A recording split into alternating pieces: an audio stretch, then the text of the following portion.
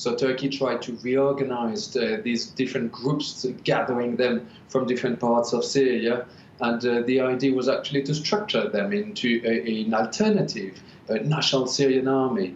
But here is the plan. It was armed and trained and backed by Turkish forces.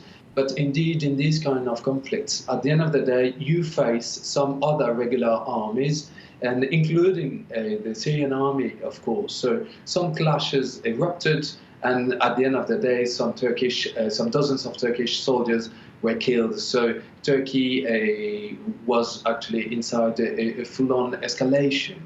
Well, the point is that it starts to try to contain it, because on one side, they try to prevent the massive flow of refugees, when actually IDPs, internally displaced persons, from Idlib to inside Turkey by going through to Syrian territory. And in the same time, they try to not to escalate too much the conflict with Syria, because it has a lot of consequences with Russia and Iran on the other side. So the leaders of Turkey and Russia are meeting on Thursday. What can we expect, and why meet now? Well, it's in the interest of both countries to play down a little bit this parallel violence that we've seen these last days, because on Russia's side, remember that Syria is still a country in conflict. It is still destroyed. It is still in need of massive amount of money. And now, if Russia loses the appearance of being the deal broker in the country, well, there's nothing left except perhaps a couple of military bases there. So it's in the interest of the Kremlin to take the lead again on that, even if the realities are quite harsh. And on the Turkish side, of course, like I said, it's in the interest also to contain a little bit, not to provoke the ire of Russia and Iran as well.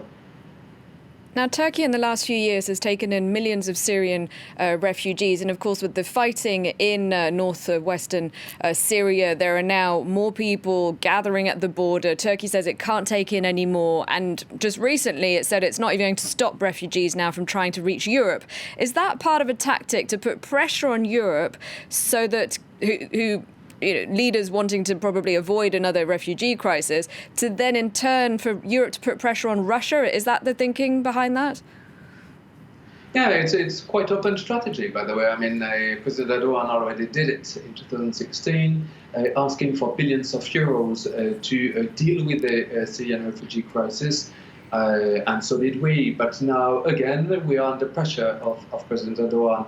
It's complete strategy. I'm not completely sure that the European would pressure Russia that much or that much more that it would do with such an afflux at the Greek and Bulgarian borders.